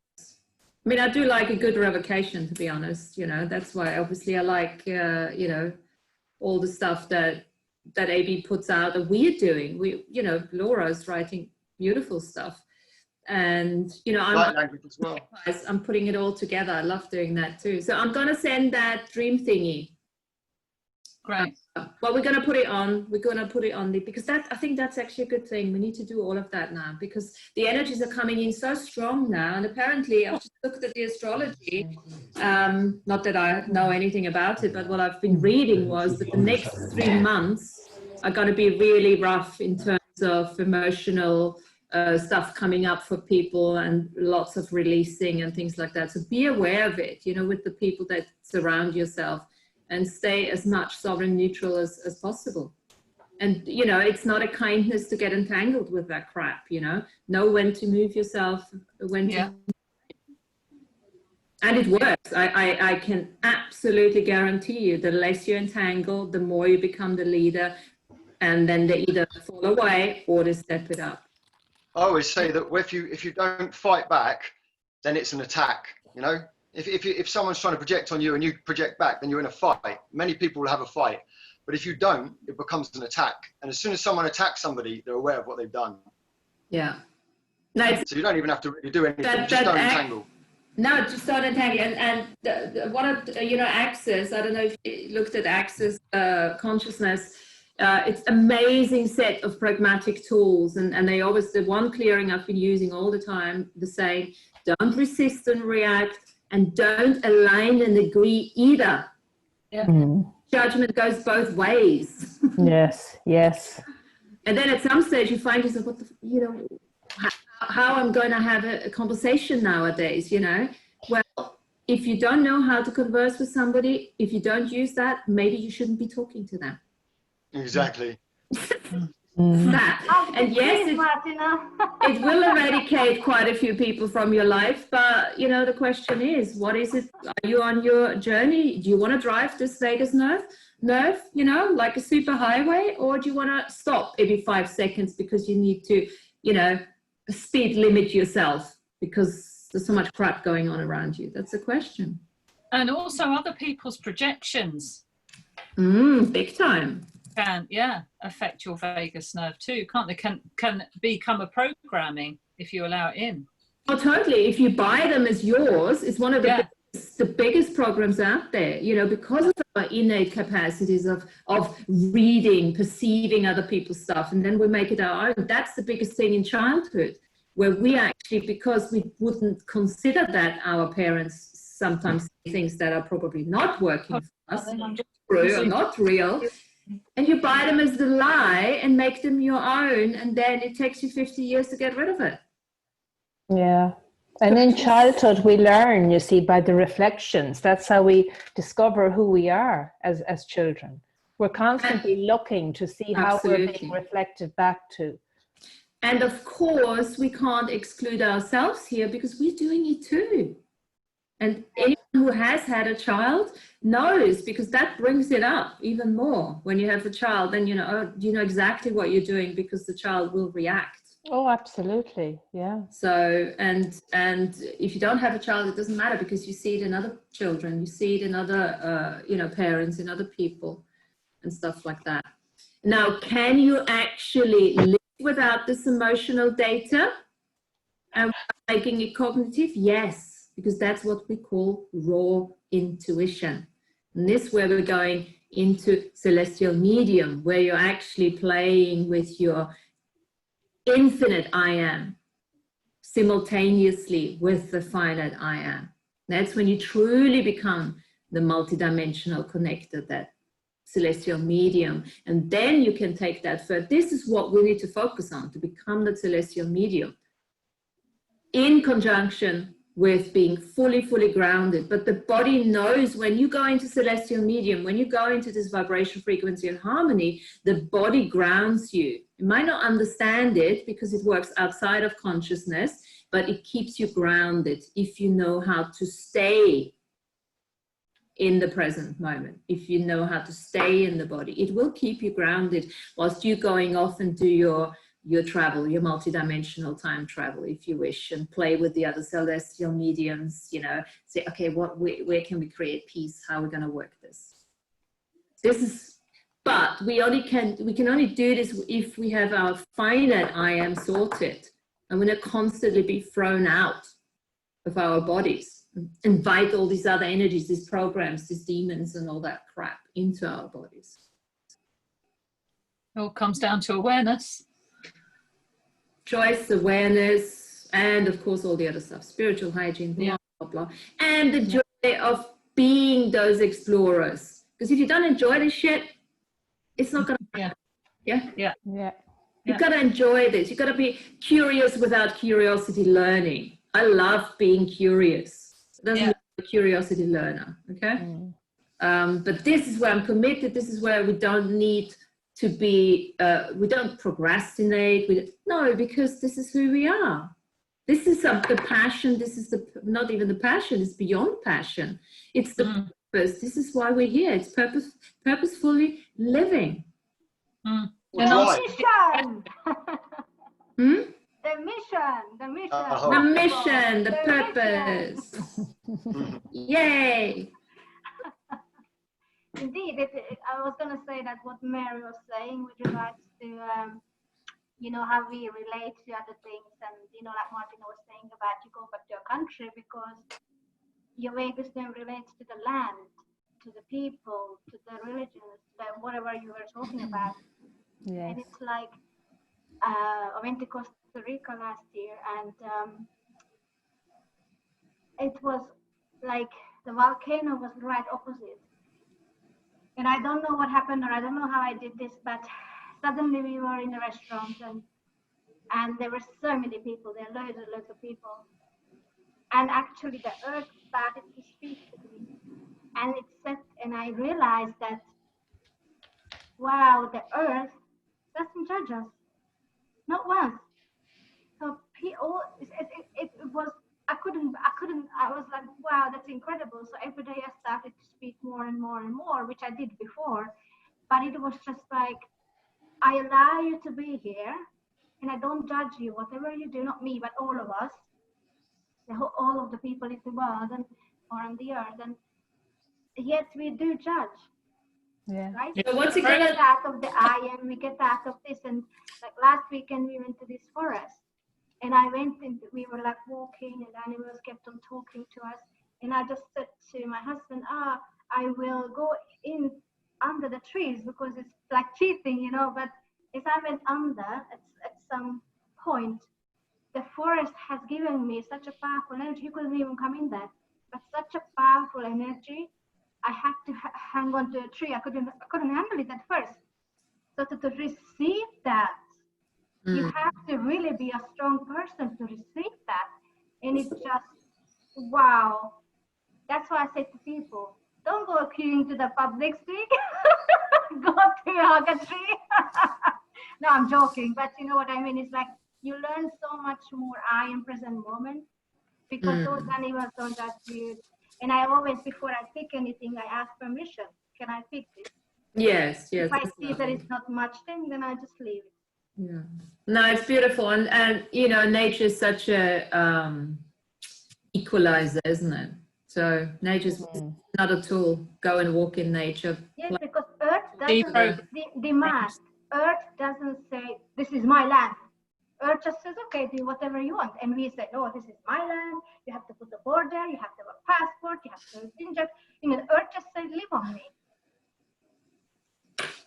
Yeah. But then we try and do crap to it. So what's it going to take? Final question. What's it going to take to be more like Earth? Final parting question. Live many answers. Yeah, live more the natural way, where you co-create with Earth and recognizing you are co-creating with Earth. You're in it together. Mm. She said to me, when you can love others the way I love you. Yeah, I think so. I think it has unconditional love. There is no judgment, as Andrea said. Dr. Hewland used to say, when you see the God in one, like, if you will, if you see the love, if Martina goes totally stir crazy here now and she starts to scream at me, my job is to see the love in her. With no It has happened before. It's not my program. It's got nothing to do with me. I just blame it on the program. No, what I'm saying is that the idea is to see the love in everybody. And when you do that, and like my bestest friend, God bless his heart, we went to a restaurant. It was so busy. It was screaming, everybody. He sat there and just stayed into the space in peace. Just there, right there. I never forget it. So if you can be that like that, if somebody puts you out somewhere and everybody is screaming, then you're right. Then you may stay present, whatever terrain you're in. Absolutely. Thanks for that. So I have ceremony is another way to interact with that. Yeah. Absolutely. And also be aware that the earth is asking for our contribution too, because we are part of the earth. So sometimes even physical pain can be a part of the earth asking you contribution. Yeah, it's quite interesting. And there's a tool, again, I have to revert to Access tools because they are actually very good, and look them up. It's a 1, 2, 3. So if you feel, sometimes you feel that you get a bit intense and you might even have headaches and stuff like that because your energy is really ramping up, Kundalini rising, blah, blah, blah. Think of that. You're sharing it with the earth. Give something back to the earth. You know, it's like 1, 2, 3, 1, 2, 3, 1, 2, 3. That's a good one to just letting go and sharing that and getting rid of stuff and all of that. Lay on the ground with your arm, you know, lay on the ground, yeah. And connect your heartbeat with that of Earth Mothers. There's so many. Yeah. Thousands of things. And it's a very, very easy tool, Martina, that anybody can do at any time, at home, at anywhere. That when I did my advanced alchemy, the body treatment, if you stand in the earth barefoot and you do like this, if you have any problems, anything, start receiving the energy from the earth, but like totally in the moment, and that energy will come up to your body and it simply heals you. You don't have to say anything. You don't have to, just ask the earth to come and heal you. That's it. You don't have to be anybody. This is learning how to ask for support, be that not the earth or any one of your mates or us or a therapist or anything, you know, and being I already recommended Jill. Somebody else's she does massage, and I recommended you to my friend. Yes, he's my massage therapist. Fantastic. Here is, yeah, and also Andrea did the, you know, last time Andrea offered to do the essence values. So we've done this just over the phone, very quick, and it was lovely. My first, well, doesn't really matter, but I don't know if it's still on offer, but it was a lovely exercise to do and just find out what your values are, because they keep changing all the time as you keep clearing and doing that work and everything. Good. So do we have any more questions on this before I can open my bottle of spiritual wine? Yes. The only thing Martina is going to say, that, I mean, there's obviously a rather lot to the vagus nerve. I just love your expression that vagus nerve, it's a funky dude. That's the funky dude. And I want to say something, actually. I like that. Norman, you were the one in the very beginning when we first met. You sent me an article. It was from the Times magazine, wasn't it? You gave me a copy of the vagus nerve explained in Times. Oh, I'd forgotten about that. That was in The Economist, actually. The Economist, yes. I still Oh, have that one. I'd forgotten that was the vagus nerve. Yeah, that Right. was really nice illustration of how the vagus nerve goes down into our. So yes, so we go back. I'd The forgotten about that. Funky Dude and us go back a long time. Yeah. Good. Any more questions? Anything anybody wants to say? The only thing I wanted to say, you were saying, how do we support the earth, Martina? And one Yes. of the ways that I think that's good to support the earth, and it in turn supports us, is to be present to the earth. Because once we're present to the earth, we're present to ourselves. And we can do that through a little bit of mindfulness. Sometimes I can glide along on my journey and not notice anything. And yeah, so I just think for me, just being present is a big thing for me, just that. Yeah. So a good way of doing that, as you say, gliding, you can call it, I call this a reptile brain walk, where you walk into the park or wherever you're walking and you just allow yourself to be guided which way. You don't try to control the path or anything. And then you listen with both ears. You take in the sound on the right and the left, and really helps you to actually bring the vagus nerve into balance. If you wish, you're balancing the left and the right side of the brain, and you're really becoming very present in the moment. And you're taking very, very small steps. Don't rush, just really mindfulness steps, you know, and then see what comes to you. There's so much abundance, you see, around us that well, I miss it a lot if I'm gliding and I'm going too fast. So it's to be able to tune into that abundance. Yes, and seeing the subtleties. You know, I'm always very fast in things, and I've started to force myself to slow down. Yes, me too. It's massive Not at the miss, moment. Huge. yeah. And going back, you know, and Dave, I don't know if he's still on the call here, but he's been an amazing teacher, because he's this amazing way of looking back at things and you know, bringing. I mean, sometimes I have a conversation with him and he tells me something that happened 6 months ago. I'm like, Dave, you know, processing that thing is so important as much as it is to look back at your victories, you know, and to really bring that all back, which then will help you when you do go through a level of programming, or, you know, because that gives you that inner sanctuary, basically, you know, that inner comfort, if you wish, to get through all of that. Yeah, I am here. Yes. Say something.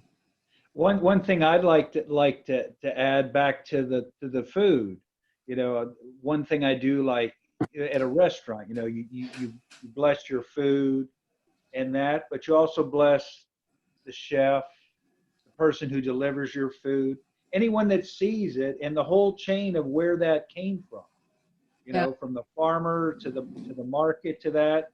Because you know, at any stage, someone could be having a bad day and just, you know, be slamming the onions around, and then those onions end up in your meal, and it's like, what's off? But if you clear that and use what he does, you know, how many degrees of separation you want from, you know, the path that food came to being to you to going into your gut, you know, it's something I use to, you know. That's right. And I always say, Dave, that I give thanks to any being that's been involved in the process of bringing this food to my table. That's the way I cover that. Exactly. Yeah. So let's then finish the circle there. So when you come in the morning and you have your elimination, then connect to that too. Because, you know, look at the spinster and the third eye connection.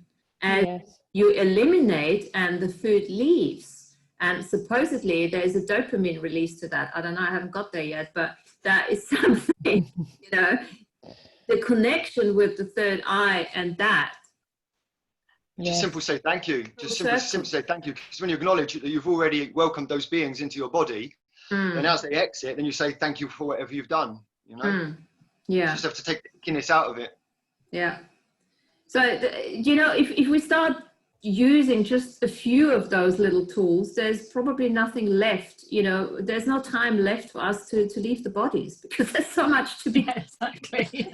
And then you still have to cook and, you know, do this. It's like, you know, it's a lot of ritual, but those rituals can be small if you're savvy with it, and you create the right wording, and then you use that frequently, and you get used to the energy that puts out. And, you know, if ever you find yourself with extra time, then you can add a little bit more in. But I think just that daily ritual alone adds to your, you know, spiritual checklist, so to speak. yeah, You know, because it only takes a couple of minutes, but if you do it on everything, you build up some real energy behind you. yeah.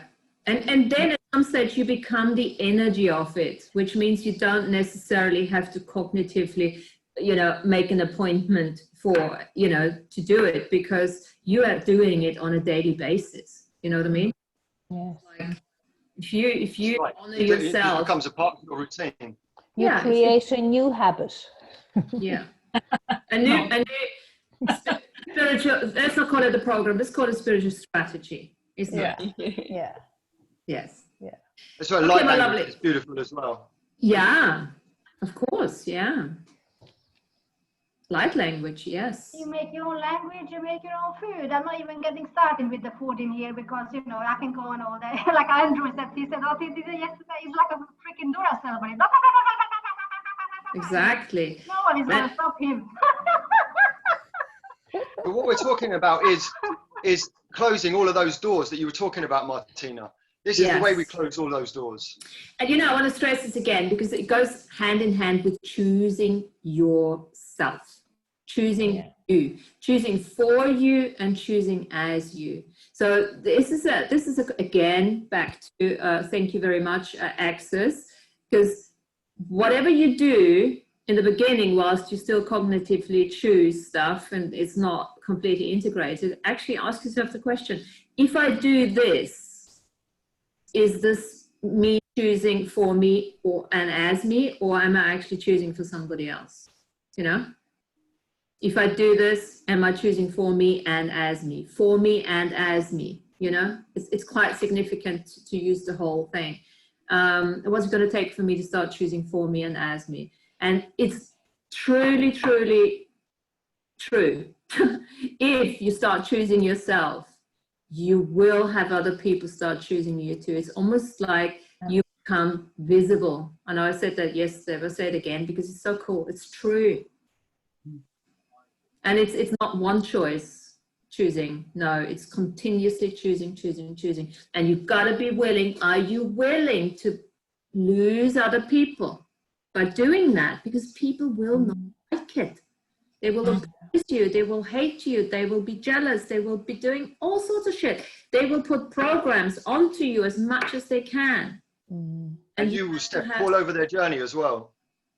And you only need to say thank you, because you acknowledge them. They're just acknowledging that you're stepping into something they are not willing to step into just yet.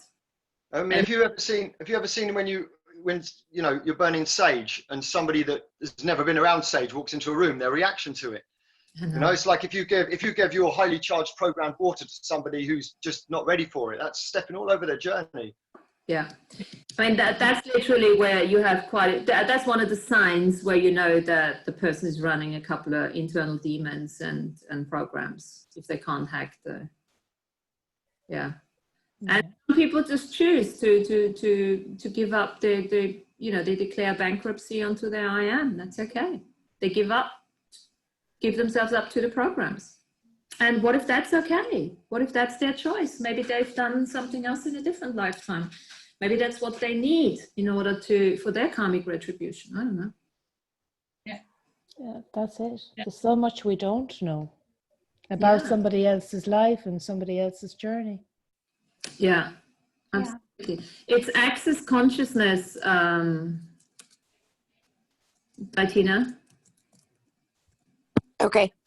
They have a lot of free stuff out there too, but it's if you're up for pragmatic tools, and tools could be a question. Most of their tools are actually questions. Hugely powerful if you combine it with AB's work. Mwah. Awesome, thank you. Yeah. Yes. Well, that's my experience anyway. So yeah. Guys, I'm going to have to shoot off, I'm afraid. Yes, I've been trying to get rid of you for some time. Bye. Love Are you all, we all guys. good? Take care now. Hold on, Bye-bye. hold on. Don't. Yeah, okay. So bye, and we're gonna see you next week. And we haven't got a topic. Oh, we have a topic. We will have Laura do ancestors. So she's gonna go straight in with the ancestors for us next week. So come along, bring some people along. We need to spread the word, share the post and everything. And we see you. Have a lovely weekend. Oh no, week. It's only Wednesday. Have a happy birthday. Thank you, Martina. Oh, yeah. Thank you. Yes. Thank you, everyone. See you next time. Bye. Bye. Bye, everybody. Bye. Bye. Bye.